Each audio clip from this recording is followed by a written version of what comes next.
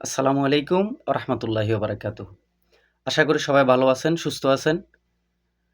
আজকে যে বিষয়ে কথা বলবো ওটি হচ্ছে যারা পার্সোনাল ড্রাইভার বা যারা আমেল মঞ্জিল ভিসায় আসবেন, কফিলদের সাথে কাজ করতে হয়। এখন কফিলদের সাথে কাজ করতে হলে অনেক দিক বিবেচনা করে কাজ করতে হয়, কারণ কফিলদের মন রাখাটা এই দেশে সবচেয়ে বড় চ্যালেঞ্জ। এই জিনিসটা যখন আপনি জানবেন না, তখন আপনি এই দেশে থাকাটা দায় হয়ে যাবে। কারণ নিজের ভিতরে বিরক্ততা আসবো, কফিল আপনার উপর রাগ থাকবো, একটা সময় যায়, বছর ২ বছর যাইতে না যাইতেই হয় আপনি চলে যাবেন, নাইলে আপনারে কফিল ফাঠাই দিব। আমরা প্রবাসে আসি কেন? টাকা ইনকাম করবো, টাকা ইনকাম করে পরিবারকে ভালো রাখবো। যেভাবেই হোক, যে কায়দায় হোক আমরা প্রবাসে চলে আসি। এখন প্রবাসে আসার পরে এখানে কি আমরা ভালো আছি কিনা এটা খোঁজ খবর নেওয়ার কেউ নাই। কিন্তু আপনিই যদি ভালো না থাকেন, আপনার পরিবারকে ভালো কিভাবে রাখবেন? তো আজকের টপিকটা হলো বিশেষ করে হাউস ড্রাইভিং সম্পর্কিত। এখন হাউস ড্রাইভিং বিষয়ে যারা নতুন আসবেন বা যারা এখানে অলরেডি আছেন সৌদি আরবে, হয়তো ৬ মাস ১ বছর হয়েছে, কিন্তু এখনও কফিলের মন জোড়ায় চলতে পারতেছেন না, কফিলের পছন্দ মতো চলতে পারতেছেন না, বা আপনারা পছন্দ করতেছে না। আমার আজকের সম্পূর্ণ ভিডিওটা দেখলে আশা করবো আপনারা কফিলের মন জয় করে চলতে পারবেন, ওই নিয়ম কানুন যদি আপনি ফলো করেন।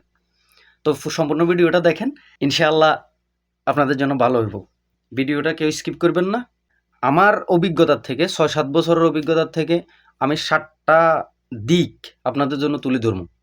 এই ৭টা দিক কমনলি, এই ৭টা দিক যখন আপনি আপনার নিজের ভিতরে আয়ত্ত করবেন, আশা করব ইনশাল্লাহ কোনো সমস্যা হইতো না। আচ্ছা, এখানে ৭টা দিক হলো, প্রথম কি? ১ নাম্বার, সময়ের প্রতি যত্নশীল হওয়া। ২ নাম্বার, গাড়ির কিভাবে যত্ন নেবেন। ৩ নাম্বার, নিরাপদ ও শান্ত ড্রাইভিং। ৪ নাম্বার, মালিকের পছন্দ অপছন্দ বোঝা। ৫ নাম্বার, মালিকের গোপনীয়তা রক্ষা করা। ৬ নাম্বার, নিজের আচরণ, পেশাদারিত্ব দেখেনি, নিজের আচরণে যাতে পেশাদারিত্ব ফুটে উঠে এটা প্রকাশ করা। ৭ নাম্বার, যেটা ইম্পর্ট্যান্ট, কফিলের সাথে অতিরিক্ত সাহায্য করতে, তো কাজ করতে নিজের মনোবল স্থির করেন। এখন আসি ১ নাম্বার টপিক, সময় নিষ্ঠা বা সময়ের গুরুত্ব দেয়া। মনে করেন আপনারে কফিলে বলে দিছে যে সকাল ৬টায় তুই গাড়ি রেডি রাখবি, বা সকাল ৬টা ১৫ গাড়ি রেডি রাখবি, বা সকাল ৬টা ৩০ গাড়ি রেডি রাখবি। আপনি চেষ্টা করবেন, যদি ৬টা ৩০ বলে ৬টা ঘুম থেকে উঠবেন, ১৫ মিনিটের ভিতরে নিজে ফ্রেশ হইবেন। ফ্রেশ হওয়ার পরে ম্যাডাম বাইর হওয়ার ৫-১০ মিনিট আগে গাড়ি স্টার্ট করবেন, গাড়ি যাতে হিট হয়। গাড়ি স্টার্ট করবেন, গাড়ি স্টার্ট করে গাড়ির ভিতরে বসবেন। তাইলে দেখবেন কফিলেরা এদিক দিয়ে অনেক পছন্দ করবো আপনারে, যে আপনি সময়ের মর্যাদা দিতেছেন, যে আপনি সময় মতো আপনার ওর সময় মতো আপনারা পাইতেছে। আচ্ছা, এখন ২ নাম্বার, গাড়ির যত্ন কিভাবে নেবেন। গাড়ির যত্ন হইলো, গাড়ি বিশেষ করে যত্ন নেয়া ড্রাইভার আমরা সবাই জানি, গাড়ি সবসময় পরিষ্কার পরিচ্ছন্ন রাখবেন, ভিতর বাহির খেয়াল রাখবেন। ওরা বাইরে যাইলে অনেক কাচরা করে, গাড়ির ভিতরে ময়লা করে, এই চিপসের প্যাকেট এটা সেটা ময়লা করে। এগুলা গাড়ি যখন আপনি ডিউটি শেষ করবেন তখন এগুলো ফালাই দিবেন। ডাস্টবিন থাকে, ডাস্টবিনে সবগুলো ফালাই দিবেন।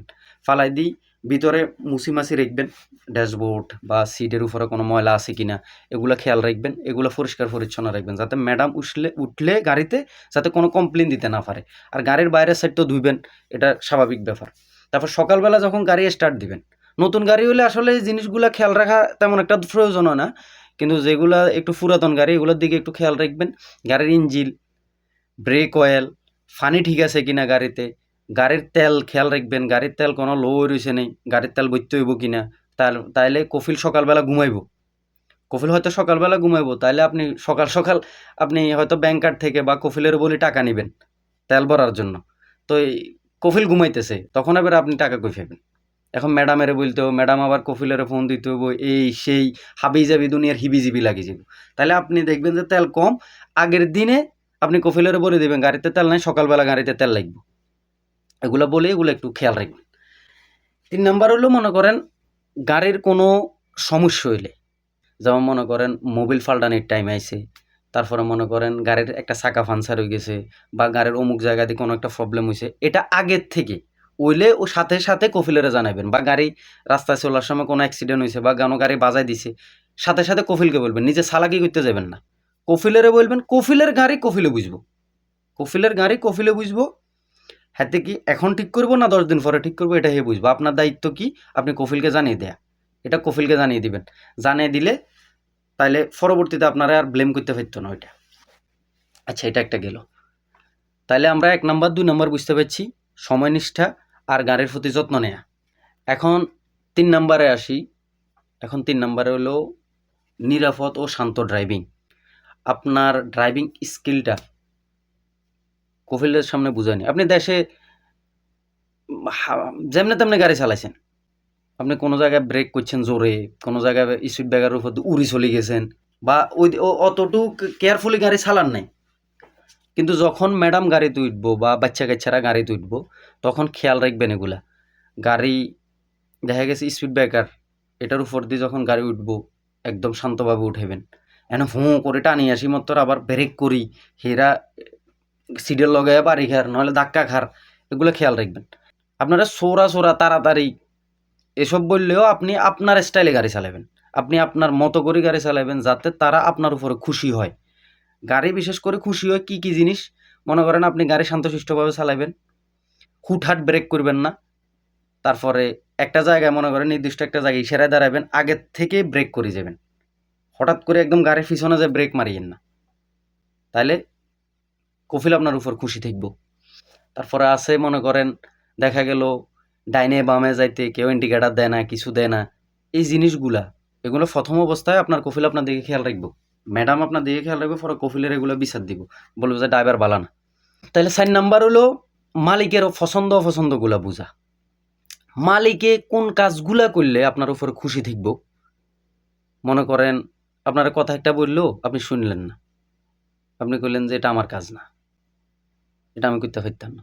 না, মালিকেরে আপনি বুঝাইতে হইব যে আমি তোর সব কাজ করতে পারবো, কোনো সমস্যা নেই, আপনি ড্রাইভিংও করবেন, যেটা মালিকে পছন্দ করে এটা বেশি বেশি করবেন, যেটা অপছন্দ করে এটা করিয়েন না।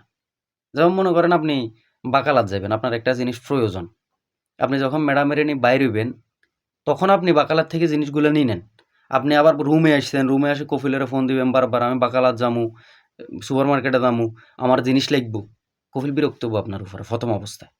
যখন পুরাতনে যাবেন 1-2 বছর 3 বছর চলে যাব, প্রথম অবস্থা মন জয় করে ফেলাবেন, তখন আপনার মতো করে আপনি বাকালাত যেতে পারবেন, যে কোনো জায়গায় যেতে পারবেন। এই পছন্দ যেগুলা করে বা অপছন্দ, এগুলো আপনি আপনার কফিলের ভাবমূর্তিগুলা বুঝবেন, কি চায় আপনার কাছে কফিল, এটা একটু টার্গেট রাখবেন। আচ্ছা, এখন 1st নাম্বার হলো কফিলের গোপনীয়তা রক্ষা করা। যেমন মনে করেন এই কফিল আপনার সাথে গ্যার করলো, চিল্লাচিল্লি করলো, বাচ্চা কাচ্চারা আপনারে দেখা গেল ফাত্তর মারে দিল, থাবর সোবর দিল, দিদে অনেক টাইম বাচ্চা কাচ্চারা দিদে, এদেশের বাচ্চা কাচ্চারা একটু উল্টা ফুল্টা টাইপের দিদে, এর মা বাপেরা এতটা ডাক দোয়াই দেয় না, বুঝছেন না? তো এই মনে করেন দেখা গেল আপনি এটা ওই বাইরের মানুষেরা যে বলছেন বা তার ভাই বেড়াদারে বলছেন, এতে আর কফিল এত বালা না, এমনে হেমনে হাবিজাবি বলছেন, তখন কফিল আপনার এই কথাগুলো শুনলো, কথাগুলো শোনার কারণে আপনার উপর অনেক রাগ করব, বুঝতে পারছি না। তাহলে এই দিকটা বিশেষ করে খেয়াল রাখবেন, ঠিক আছে? এই দিকটা খেয়াল রাখলে আপনার কফিল আপনার পছন্দ করব, যারা তারা কফিলের ব্যাপারে কথা বলতে যাইয়েন না, ঠিক আছে? 6 নাম্বার হলো নিজের আচরণে পেশাদারিত্ব দেখেন। যেমন আপনি কথা একটা হুটহাট করে বলে দিবেন না, কথা একটু কম বলার চেষ্টা করবেন প্রথম অবস্থায়, কথা বলবেন না, প্রয়োজন ব্যতীত কোনো কথা কফিলদের সাথে বলার দরকার নেই। আপনি ভালো মন্দ এগুলো কোনো কিছু প্রকাশ করার দরকার না, আপনার চলাফেরার ভিতরেও বুঝবো আপনি ভালো না খারাপ। এক্সট্রা কোনো কিছু বলতে যাবেন, এদের দিমাগ ফাস্ট চলে, এরা আপনারা ধরে ফেলাইব, বলবো যে হাওয়া দিতেছেন, তেল মারতেছেন, দরকার নেই। আপনি আপনার মতো করেই আপনার স্টাইলে আপনি চলবেন, আপনি নিজের অ্যাটিটিউড বজায় রাখবেন। আবার এত অ্যাটিটিউড দেখাই দেন যাবেন না, যেটার কারণে কফিলও পছন্দ করে। নিয়ম অনুযায়ী চলবেন, কথা কম বলবেন, কফিলের মেয়েদের সাথে বা ম্যাডামের সাথে কোনো কথা বলবেন না, গাড়িতে যতক্ষণ আছেন কোনো কথা বলবেন না। তারপর গাড়িতে উঠলে হাউস ড্রাইভিংয়ের বিশেষ করে যে লুকিং গ্লাসটা আছে সেন্টারের, গাড়ির ভিতরে থাকে, ওটার উপরের দিকে উঠে দিবেন। ওটা সিটের দিকে বরাবর রাখিয়েন না পিছনে দেখার জন্য। ডাইনে বাঁয়ে দেখবেন, সাইডের লুকিং গ্লাসে বাস এনাফ। আপনি সেন্টারের যে লুকিং গ্লাসটা এটা উঠে দিবেন। তাহলে ওরা ভাববে যে হ্যাঁ, ওদের প্রাইভেসিটা আপনার রাখতেছেন। আপনি ওদের দিকে তাকান না বা আপনি ভালো মানুষ। তখন দেখা গেল আপনি একটা টাইমে যায় ১২০০ টাকা, ১৩০০ টাকা, ১৫০০ টাকা বেতন আসছেন, আপনি বললে বেতনও বাড়ায় দিব। কারণ আপনি কফিলে আপনারা পছন্দ করে। ঠিক আছে? তাহলে বিশেষ করে আচরণ যাতে ওরা খারাপভাবে না নেয়, এটা খেয়াল রাখবেন। আচ্ছা, এবার লাস্ট যে অপশানটা, অতিরিক্ত সাহায্য সহযোগিতা করবেন কফিলে। যেমন মনে করেন কফিলে বলল যে, "দেখ, আমার ওই কাজটা একটু করে দে।"